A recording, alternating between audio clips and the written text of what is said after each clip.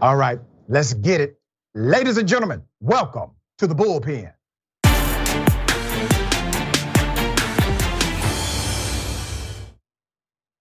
All right, we have Miss Lee Carter. Miss Lee Carter oversees a diverse range of communication and language strategy, has worked for Fortune 100 and 500 companies, a very sought after communication expert.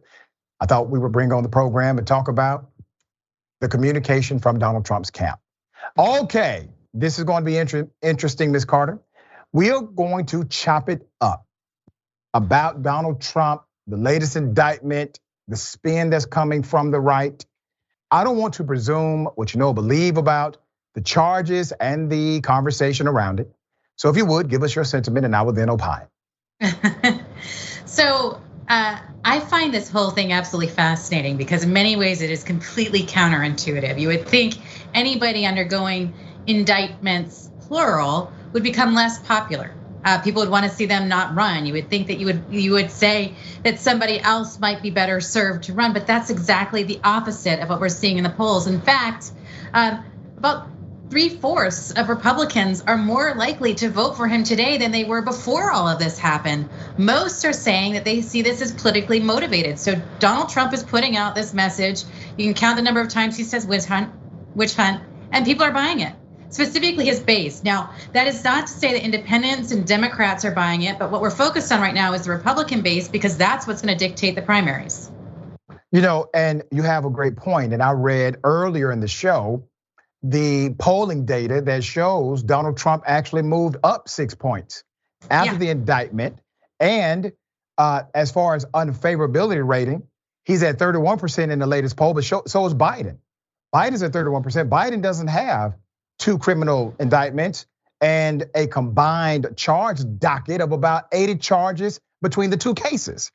So you literally have this, I guess, victim messaging that works with conservative voters.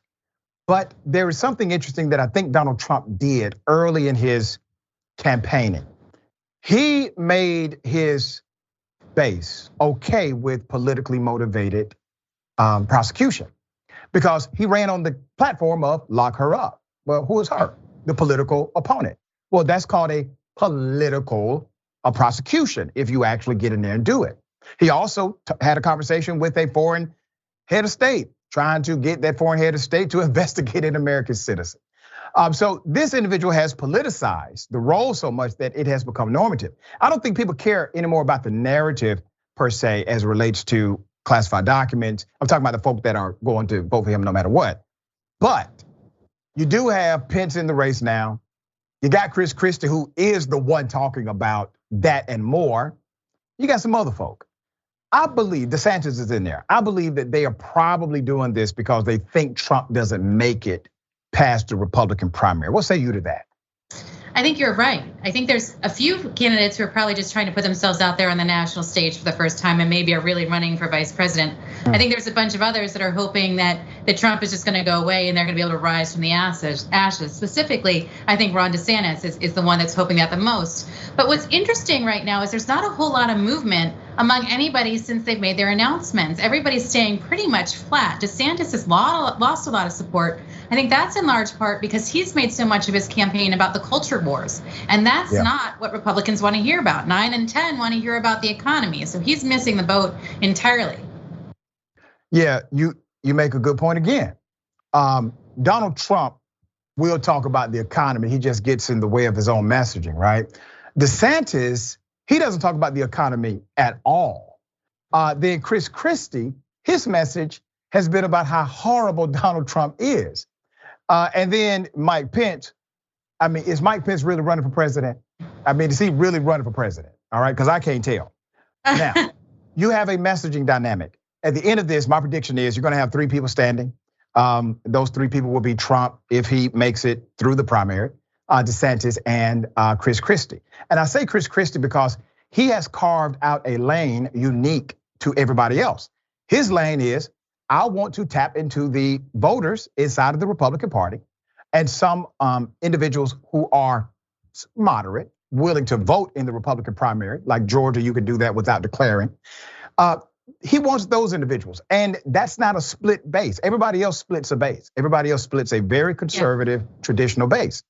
DeSantis may start splitting some of that Trump base, depending on how the campaign goes, but no one has Chris Christie's lane. Do you see it similar? Well, I do, but I also can't help but wonder if Chris Christie isn't the Republican sacrificial lamb out there trying to take down Trump.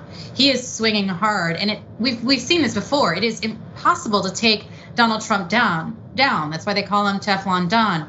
And so when you're running against him, it's really, really difficult. So the question is, are they doing this so that somebody else can take all the hits and let somebody else more optimistic stay pure? So I'm really interested about Tim Scott. Now, he has a totally different lane. He's very, very optimistic. He is a true conservative, but in his America always has been and always will be great. He tells amazing stories. He's a very, very different candidate. But if he was to start taking hits at Trump directly, it would be so out of character for him. But when you look at consideration of the candidates, you haven't seen polling, if you had to vote tomorrow, change that much.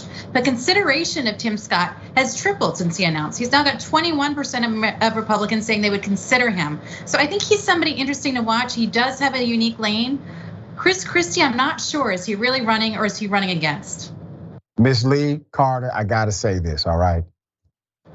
You really think Republicans are going to vote for Senator Tim Scott to be the leader of their party and this country? You really believe that? I believe it's possible. I do. It's a long way away. I think he's got a lot of the elements that people are looking for. I think a lot of people are tired of the angst and the rhetoric that is so negative. And he is somebody that's very different. Now, I know we all say we want to hear more optimism and want to hear more happiness and all of this. In the end, our eyes can't seem to get off the chaos. But I think he is one to watch. If anyone can do it, I think maybe he can. That is so interesting. You know, Republicans play with black conservative candidates and make them number one for a period of time. You look at the history. Hell, Alan Keyes was polling in double digits when he was running for president. They knew good and damn well they weren't going to give it to Alan Keyes. They did the same thing with Herman Cain. Herman Cain was number one. Herman Cain was polling number one in the Republican primary for about 2 weeks, right? So they do that with black candidates routinely. They never make it to the end, dear sister. They never make it to the end. It's always kind of a bump in the road somewhere. Now, Tim Scott, he does have a unique campaign. His style is optimistic, good for him. But he refuses to address the reality of racism even inside of his own party. There's racism in both, but he refuses to address the racism inside of his own party.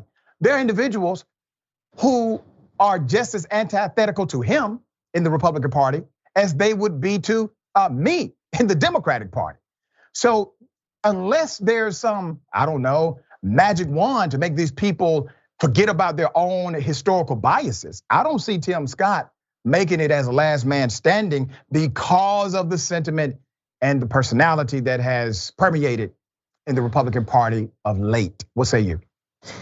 Well, look, I see what you're saying. There's a lot of candidates who have had a surge and then gone by the wayside. Look at Ben Carson as well. Yep. I think Tim Scott is different because he's not denying that racism is real. He's saying, I don't want to define ourselves by it. He's saying this isn't what we should. I don't want the story to be that I am the exception. I want this to be the rule. So I think he's trying to change the narrative and but change. Ms. Carter, in all due respect, if it's not true, it's not true. The truth is, we're talking statistically, the truth is we have to be honest about how race plays out in social context.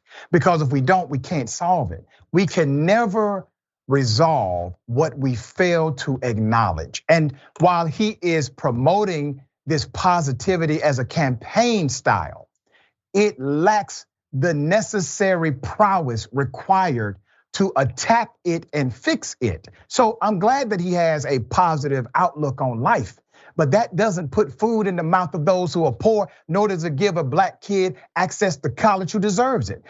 You have to address these things head on by actually being willing to talk about the problem. Do you not agree? You know, there was another candidate who was criticized for the very same thing, and his theme was hope and change, and people wanted to hear more teeth and more specifics. And he ended up going all the way to the White House, not just once, but twice. So I think there is an appetite for this kind of sordid rhetoric and a change in direction. Yeah, but President Obama also talked about systemic racism. President Obama also talked about, while he was candidate Obama, the racism in his own family. Racism when he became a senator.